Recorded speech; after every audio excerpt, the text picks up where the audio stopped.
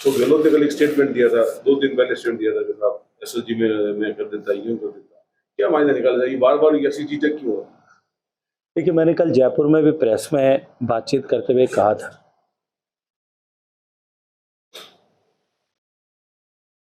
कि पिछले 4.5 साल से माननीय गहलोत साहब की सरकार है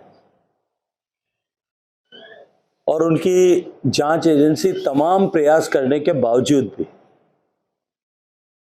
आज तक किसी निष्कर्ष पर नहीं पहुंच पाई। और मैंने दावे के साथ में ये कहा था कि मैंने कहीं कोई पाप नहीं किया है और किसी भी तरह से मेरा कहीं कोई, मेरे परिवार का भी कहीं कोई जो है इसमें संजीवनी के साथ में प्रत्यक्ष अप्रत्यक्ष जुड़ाव नहीं है। गहलोत साहब ने स्टेटमेंट देते हुए कहा कि एसओजी अभियुक्त मान चुकी है। मैं प्रश्न ये करता हूं कि भारतीय दंड प्रक्रिया सीआरपीसी के तहत जो केस डायरी मेंटेन होती है, उस केस डायरी में किस तारीख को आपने, क्योंकि वो तो इलेक्ट्रॉनिक एविडेंस है, डे टू डे लिखा जाता है, किस तारीख को आपने मुझे अभियुक्त माना है, इसका खुलासा करना चाहिए। कोर्ट में भी केस विचाराधीन है, वहां जाकर के करना चाहिए। और अगर जिस दिन माना है तो उसके बाद में जितनी चार्जशीट फाइल हुई उस चार्जशीट में भी नाम आना चाहिए था, वो भी नहीं। तो इसलिए केवल और केवल काल्पनिक आधार पर यह कह देना मात्र कि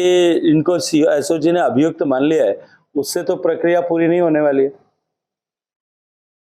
मैं तो अभियुक्त नहीं हूं, लेकिन यह तय है कि गहलोत साहब जरूर अभियुक्त सिद्ध हो चुके हैं और वो अभियुक्त वहां न्यायालय में जाकर के, और उनको अपना बेल बॉन्ड भरने के लिए न्यायालय ने ऑलरेडी आदेश किया है कि वो जमानत लेकर के और फिर बाद में केस की प्रक्रिया आगे चले। कल उन्होंने परसों स्टेटमेंट देते हुए ये भी कहा कि मैं दोषी नहीं हूं तो मैंने जमानत क्यों कराई है। मैं फिर कहूंगा कि मैंने तो जमानत नहीं कराई, न मैंने जमानत की एप्लीकेशन लगाई है, न मैं जमानत की एप्लीकेशन लेकर के कोर्ट में गया हूं। मैंने तो जब राजस्थान सरकार का मुखिया और गृह विभाग का मुखिया, गृह मंत्री और मुख्यमंत्री दोनों खुलेआम ये कह रहे थे और पुलिस को इस बात के लिए डायरेक्ट करते थे कि मैं अभियुक्त हूं, और एक ऐसी जांच जिस जांच को करने के लिए राजस्थान की पुलिस और एसओजी अधिकृत नहीं है, जो गैर कानूनी जांच ये कर रहे हैं, उस जांच को हाईकोर्ट रोके। ये एप्लीकेशन लेकर के मैं गया था कि ये अपराधियों को, जिन लोगों ने लाखों लोगों का पैसा खुर्द-बुर्द किया है, जो षड्यंत्र हुआ है, जो घोटाला हुआ है तथाकथित, और केवल संजीवनी क्रेडिट कोऑपरेटिव सोसाइटी में नहीं, आदर्श क्रेडिट कोऑपरेटिव सोसाइटी में, नवजीवन क्रेडिट कोऑपरेटिव सोसाइटी में, और उसके जैसी सारी क्रेडिट कोऑपरेटिव सोसाइटी, आपके जैसलमेर की भी 1-2 होंगी, उन सब क्रेडिट कोऑपरेटिव सोसाइटीज के घोटाले की, जो multi state credit cooperative societies हैं, उनकी जांच करने का अधिकार स्टेट पुलिस के पास नहीं है। Birds act, banning of unregulated deposit scheme act के तहत वो जांच करने का अधिकार केवल और केवल सीबीआई को है। तुरंत उस जांच को सीबीआई को दिया जाना चाहिए। मैंने कहा कि ये निवेशकों का पैसा न मिले, इस षड्यंत्र में शामिल होकर के गहलोत साहब की सरकार ये जांच कर रही है और इसमें अपने पॉलिटिकल इंटरेस्ट के लिए दूसरे लोगों को फंसाना चाहती है। तो इसमें मैं कोर्ट में एप्लीकेशन लेकर के गया था, कोर्ट में मेरी बात सुनी और सुन करके, और जब तक उसका निस्तारण न हो या अगला आदेश न हो, तब तक किसी भी तरह का कोएर्सिव एक्शन नहीं लिया जाए, इसका आदेश कोर्ट ने दिया। इसमें जमानत कहां से आ गई? इसलिए ये केवल अपनी राजनीतिक गोटी को फिट करने के लिए और अपने बेटे की हार की खींच को मिटाने के लिए गहलोत साहब इस तरह के अनर्गल बयानबाजी करते रहते हैं। ये उनकी आदत बन चुका है। क्या माना जाएगा ये सब? उनको वीसी के जरिए जाने की अनुमति जो अपील न्यायालय है उसने दी है और वो अभी तक उनके पास में अनुमति है, लेकिन अल्टीमेटली कब तक खैर मनाएंगे? अब तक जाना तो पड़ेगा। जाकर के एज एन एक्यूज्ड आपको जाकर के फिजिकली प्रेजेंट भी होना पड़ेगा और बेल बॉन्ड भी भरना पड़ेगा। जमानत पर आपको छूटना ही पड़ेगा। बार बार ये आरोप लगाते रहते हैं कि जब चुनाव होता है तब ईडी आती है, फिर ईडी राजस्थान में आई है, कई जगह कार्रवाई, सीकर में भी जो पेपर लीक मामले में ईडी की कार्रवाई, तो ये इसको इनडायरेक्टली प्रेजेंट कर रहे हैं। देखिए,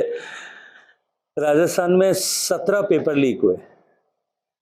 और 16 पेपर लीक के साथ में हर पेपर लीक की घटना के साथ ही आपके मीडिया के रिकॉर्ड्स उठा करके देख लीजिए, गहलोत साहब का स्टेटमेंट आता था कि न इसमें अधिकारी लिप्त हैं और न इसमें कोई राजनेता लिप्त है। तो कोई चांद से आकर के इस पेपर लीक करा रहा था या कोई एलियन फोर्सेज आकर के करा रही थी। और जब दबाव बढ़ा, आप सबका धन्यवाद करता हूं राजस्थान भर के पत्रकारों का और राजस्थान भर के मीडिया का, कि 17वें पेपर लीक पर जब बस में इतने सारे लोग पकड़े गए, उसके बाद में जब कार्रवाई हुई, तब कार्रवाई अभी तो एक कदम आगे चली है और उस एक कदम आगे चलने के साथ ही देश के इतिहास में पहली बार हुआ होगा कि सर्विंग पब्लिक सर्विस कमीशन का मेंबर जो है वो जेल के अंदर है और इनकी सरकार के मंत्री रहे हुए लोग भी जो हैं वो जेल के अंदर पहुंच गए। मैं आपसे प्रश्न करना चाहता हूं और आपके माध्यम से राजस्थान की जनता से प्रश्न करना चाहता हूं, वो ये तय करे कि एक ऐसा घोटाला जिसने लाखों युवाओं का भविष्य तार तार कर दिया, लाखों ऐसे गरीब माता पिता जिन्होंने अपने बच्चों को पेट काट करके या पेट पर गांठ बांध करके पढ़ने के लिए भेजा होगा, कोचिंग क्लासेस में तैयारी कराई होगी, ऐसे बच्चे जिन्होंने रात रात जाग करके और पढ़ाई करके कोचिंग करके पढ़ाई करके कच्चा पक्का भोजन खा करके और परीक्षा दी होगी, उन लोगों के भविष्य के साथ जो खिलवाड़ हुई है, उस खिलवाड़ को करने वाले लोगों को सरकार के संरक्षण में यदि बचाया जा रहा है, तो ऐसे अपराधी जिन्होंने लाखों करोड़ों रुपए का घोटाला करके इस तरह का पाप किया है, उनके खिलाफ कार्रवाई होनी चाहिए कि नहीं चाहिए? या ईडी करे या राजस्थान की पुलिस करे, ऐसे सारे माफिया को जड़ मूल से निकाल करके आइडेंटिफाई करके बेनकाब करना चाहिए कि नहीं करना चाहिए? अगर करना है और ईडी अगर कर रही है, तो इसमें गहलोत साहब को पेट में दर्द क्यों हो रहा है? ये पेट में दर्द होना इस बात का दिखाता है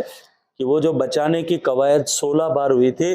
वो 17वीं बार एक्सपोज होने के बाद में अब जब उनको फंस रहे हैं, तब गहलोत साहब को उसको लेकर के संकट दिखाई दे रहा है। क्योंकि ईडी की जो पेपर लीक की जांच एक कदम आगे बढ़ी है, जिसमें तो जो है आरपीएससी के मेंबर जिनको गहलोत साहब ने ही नियुक्त किया था और जिनके समाचार भी अखबारों ने छापे हैं कि कितने करोड़ लेकर के उनकी नियुक्ति हुई थी,